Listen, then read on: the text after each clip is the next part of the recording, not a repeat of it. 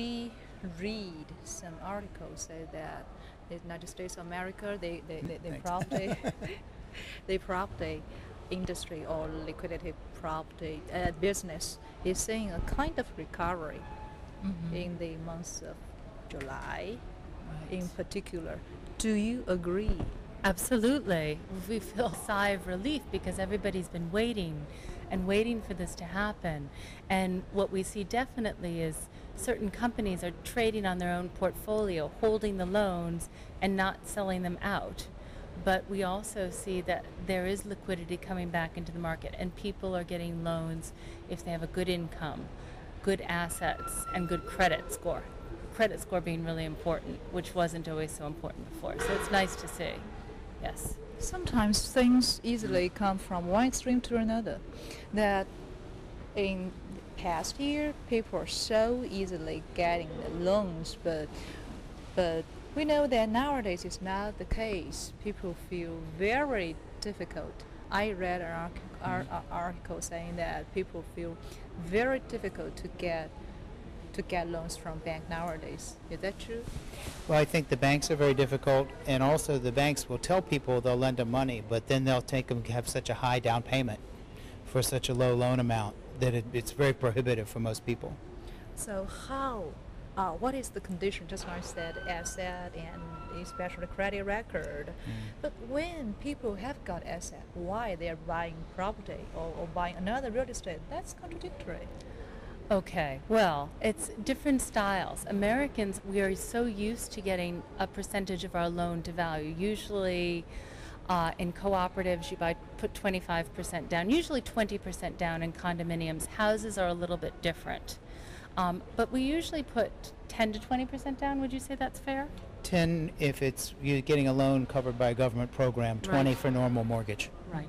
So you're getting 80% financed, let's say. So that's just the usual normal business that we're all used to. People outside of the United States, cash is king. And still many Americans who have a lot of cash. That's ways of negotiating. But it's just the norm outside of the U.S. in many countries. And that's particularly the case in Asia, which I know you're used to. Absolutely. Right. So, yeah, that is another interesting phenomenon that Americans are trying to get used to save. Is that true, or do you think that's possible? It's not possible. Oh, We were once a nation of big savers, really, but 100 years ago. Yes, a long time ago.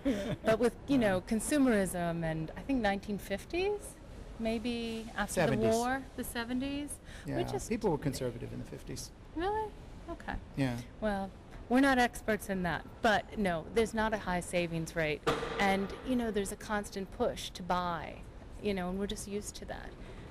It's also people, it's even compared to other parts of the world, except Europe, of course, it's people have a high cost of living. And so if whatever business you're in, if there's a lot of pressure on wages or salaries at the same time and your cost of living is going up, it's very difficult to save. sure. Yeah. So, in other way, the United States enjoys their lives somehow, right?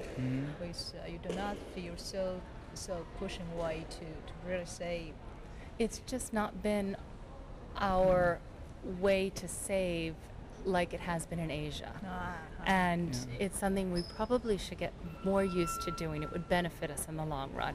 It really would. Yes, It's a good attitude. Yeah, The two things probably that people are most compelled to save for is their home and their children's education. Absolutely. But then if you've got two children and they go to school, it's $50,000 or $100,000 a year, so it's a lot of money. I mean, in college. Well, I should point out something that I don't believe you have in China. In the United States, the reason why people buy houses and take mortgages is because your mortgage payments on interest, which is most of your mortgage payment, is tax deductible from your income. So I'm not sure that that's something that they do. I think it's a unique American thing. Yeah, you're right. I think it's the only system in the world where one of the reasons people buy homes is to, in a sense, to shelter any income from taxes, because the government gives you a credit for any money you spend on your home against whatever taxes that you have to pay. That's different from what China does. Right. I don't think anybody does that. Yeah, so that is very American characteristics.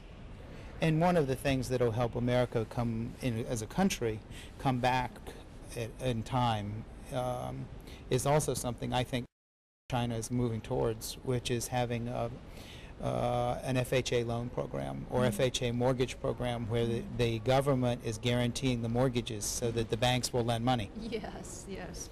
And China's doing it some for poor people now. Yeah. And it helps the banks feel, comfortable, so they lend. Yes. There's another thing, very American characteristics, that you have Freddie Mac and That's one of the Fannie Mae. guarantee agencies. What are they? Who are they? And where are they now? That's really more of a Bill question. They are organizations. They're very important because they promote liquidity for the banks. It goes back to where we started. Freddie Mac and Fannie Mae buy bundles of mortgages or securitized mortgages, and then for a certain price, and then trade in them as a security. When that does, every time Citibank or Chase Manhattan puts together $200 million worth of mortgages, they make it into a security, sell it to Fannie Mae. And then everybody makes a profit, and Fannie Mae takes it on for the government, and and Citibank has more money to lend to the consumer. So that's their job. Now, what makes that possible is what I said before, is what's called FHA mortgage insurance. Because if the government is insuring those loans, then everybody knows they're going to get paid. And historically, there are very few failures on FHA loans. FHA is Federal Housing Authority, right? Okay. Yes. So that and the tax situation that Joan was talking about are very strong drivers for home ownership in the U.S. But when problems come out, Yes. the Freddie Mac and the Fannie Mae would be the first to be stricken. Well, not always, because lots of times they have very good paper, and they've never had a problem before where they have so many foreclosures. Yes, but now This time they bought a lot of bad paper. Yes. So And they're being the people who were in charge of Freddie Mac and Fannie Mae are heavily criticized because they were promoting the securitization of a lot of bad paper. it's a little bit complicated. Yes. Yeah. Compared with other countries doing. It's Yeah. complicated. If you want, I don't think I have it here, but we can email it to you. There's a writer who's a very interesting guy named Michael Lewis, who has written some very famous books about Wall Street and financial things. And he wrote a book about a 10-page article explaining how this happened in Forbes magazine. It's very interesting. We'll get that to you. Yeah. It helped us No, because it's so complicated. It is Yes, complicated. yes. It's no matter how much they lost on one point, they made so much money at a bigger level that they kept going. The banks. Yeah. One of the other things, I think, going back to more specific things, and that was a big problem for the first 2/3 of the year, and that I think that's getting a little more confidence now, is a huge number of people, especially with high incomes, but were afraid of losing their jobs.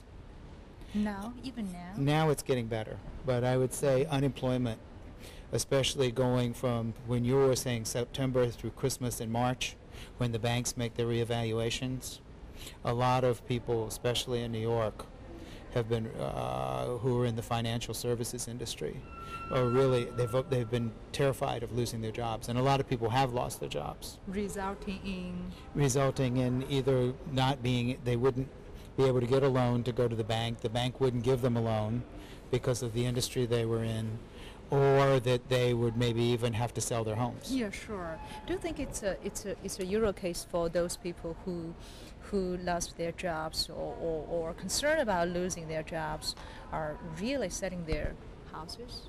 Yes.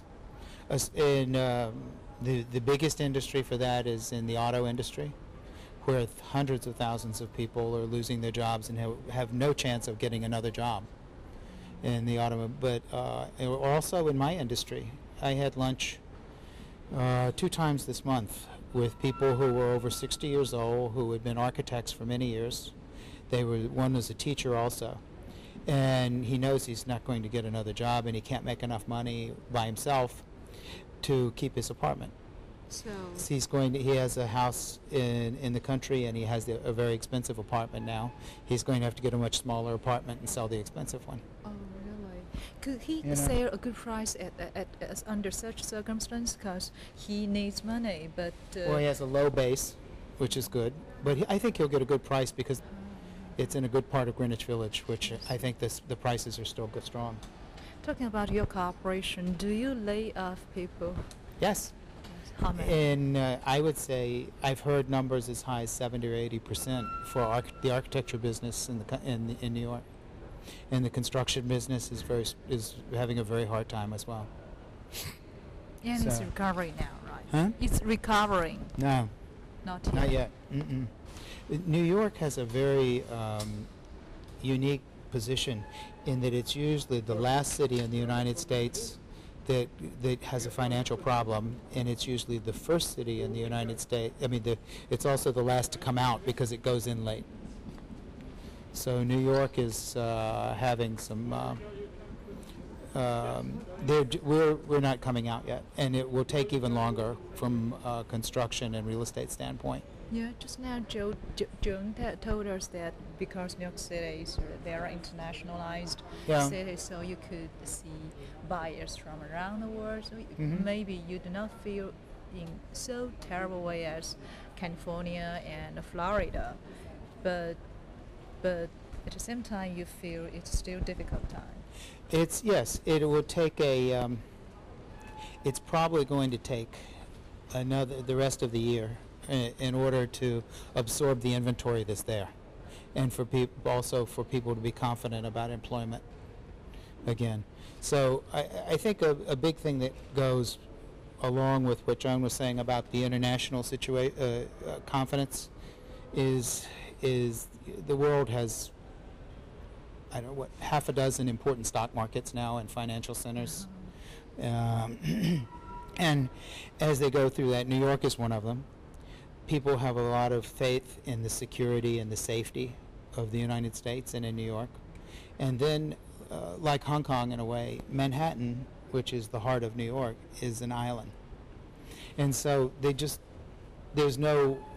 can only become more valuable because it can't grow.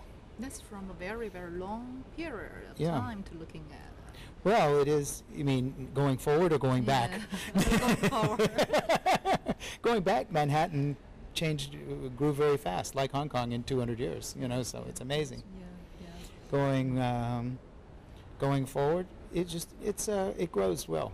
New York has a different growth rate than the rest of the country, and I think it does have the advantage of what Joan said about the appeal to international buyers, international travelers, tourists. Besides laying off, did you see the bankruptcy or breaking down of some brokerage companies during the past year? I've heard a few have gone out of business, and that there's been some consolidation and some brokers who are laid off. It's something like 50% of the sales volume going on now. So half the business, the transactions are not there. So it's slimmer pickings, less to go around. So I think that's a natural result. So how about your business? I'm lucky. My interest in life is always international. And that's who I cater to. And also the New Yorkers that I have, cash is king. So, we operate within the markets and the opportunities that exist for us, and we try and work for our clients. And it's an interesting time. You call it interesting time. Yes. Yesterday, the chief economist of Morgan Stanley, Dick Barner, told me that it's exciting time. Isn't there an old Chinese curse that may you live in interesting times? I will not tell you. I know you're a developer. Tell me how many constructions you have developed. Is that as as many as what you planned, or you just cut your plan and make another plan during the past year? Last year? In developing architecture, constructions. We have, the architecture business is slower. Very few projects are starting new right now. And we have 5 projects that have been put on hold. And we have even very strong developers are not getting money from the banks to start new projects. So that's the reason. Yeah. Liquidity. Yeah. It's there are rental housing projects that